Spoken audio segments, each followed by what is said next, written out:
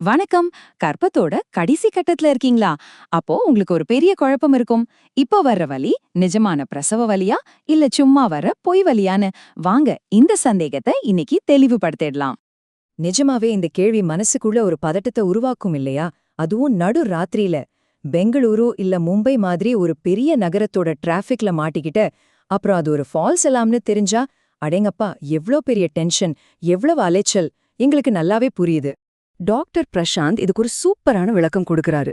பொய் வலிய ஒரு பெரிய ஸ்டேஜ் ஷோக்கு முன்னாடி நடக்கிற ஒரு ரிஹர்சல்னு நினைச்சுக்கோங்க.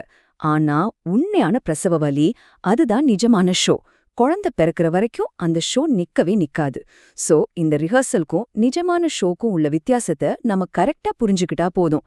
தேவையில்லாத டென்ஷனையும் அலைச்சலையும் ஈஸியா தவிர்த்திடலாம். இந்த மாதிரி வர்ற பிராக்டிஸ் இருக்கத்துக்கு மெடிக்கல் பெயர் தான் பிராக்ஸ்டன் ஹிக்ஸ் கான்ட்ராக்ஷன்ஸ். இது ஒரு பெரிய பேரு, ஆனா விஷயம் சிம்பிள் தான். சில சமயம் என்ன ஆகும்னா நாம நல்லா சாப்பிட்டுட்டு இருப்போம். அதனால வர்ற கேஸ் அல்லது செரிமான பிரச்சனைய கூட நம்ம இதா இருக்குமோன்னு தப்பா நினைச்சுக்க வாய்ப்பு இருக்கு. சரி, இந்த பிராக்டிஸ் வலிய எப்படி ஈஸியா கண்டுபிடிக்கிறது? சில அறிகுறிகள் இருக்கு. முதல்ல, இதுக்கு ஒரு டைமிங்கே இருக்காது, விட்டு விட்டு வரும். ரெண்டாவது, வலி ஜாஸ்தி ஆகவே ஆகாது. மூணாவது, வலி பெரும்பாலும் வயிற்றோட முன்பக்கத்துல மட்டும்தான் இருக்கும். கொஞ்ச நேரத்துல பாத்தீங்கன்னா அந்த வலியே இல்லாம சுத்தமா போயிடும். ஓகே, இப்போ பிரச்சனைய கண்டுபிடிச்சாச்சு. ஆனா இது பொய் வலிதான்னு எப்படி கன்ஃபார்ம் பண்றது? அதுக்கு நம்ம வீட்லயே செய்யக்கூடிய ஒரு சிம்பிளான டெஸ்ட் இருக்கு. வாங்க அதை எப்படி செய்யறதுன்னு பார்க்கலாம். இது உங்களுக்கு ஒரு நல்ல கிளாரிட்டிய கொடுக்கும். பாருங்க, ரொம்ப சிம்பிளான 3 ஸ்டெப் தான். ஆனா ரொம்ப ரொம்ப பவர்ஃபுல். முதல்ல 2 பெரிய டம்ளர்ல நிறைய தண்ணி குடிங்க. ஏன்னா உடம்புல தண்ணி சத்து குறைஞ்சா கூட இந்த மாதிரி பொய் வலி வரும். ரெண்டாவது, உங்க பொசிஷனை மாத்துங்க. மூணாவது, கொஞ்சம் பொறுமையா இருங்க.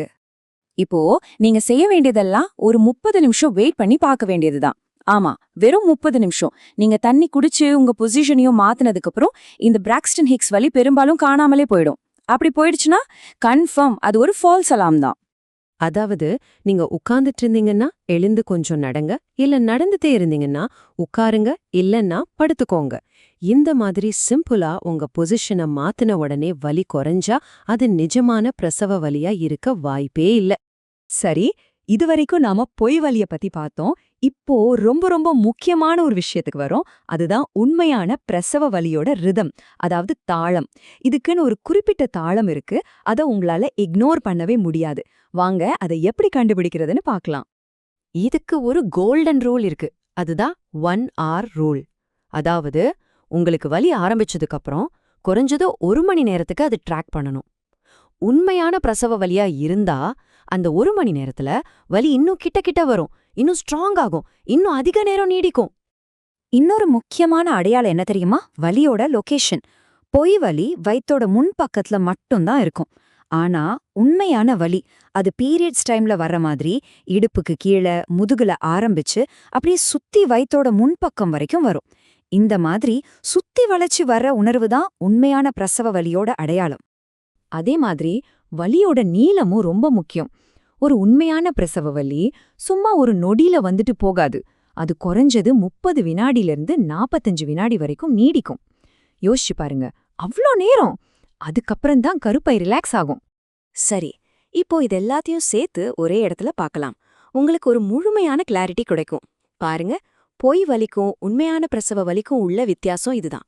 அதோட ரிதம், வலி வர்ற இடம், நாம ரெஸ்ட் எடுக்கும்போது அது நிக்குதா இல்ல தொடருதா, இத வச்சே நாம ஈஸியா கண்டுபிடிச்சிடலாம். ஓகே, இப்போ நாம கடைசி கட்டத்துக்கு வந்தாச்சு. எப்போ நீங்க உங்க ஹாஸ்பிட்டல் பேக்கை எடுத்துக்கிட்டு உடனே கிளம்பணும்? அதுக்கான முக்கியமான அறிகுறிகள் என்னென்னு இப்ப பார்க்கலாம். ஷோ அப்படின்னு ஒரு விஷயம் இருக்கு. அது என்னன்னா, ரத்தம் கலந்த ஒரு மாதிரி பிசுபிசுப்பான சளி வெளியேறும். இது ரொம்ப தெளிவான ஒரு அறிகுறி. உங்க உடல் நிஜமான பிரசவத்துக்கு ரெடி ஆயிடுச்சு, கருப்பை வாய் திறக்க ஆரம்பிச்சிடுச்சுன்னு இது சொல்லுது. இது ஒரு ரொம்ப ரொம்ப முக்கியமான சேஃப்டி செக். வலி வர்றதுக்கு நடுவுல இருக்கிற கேப்ல உங்க குழந்தை வழக்கம் போல அசைறத நீங்க கவனிக்கணும். குழந்தை நல்லா அசைதுன்னா எல்லாம் நல்லபடியா இருக்குன்னு அர்த்தம். சோ இத கண்டிப்பா கவனிங்க.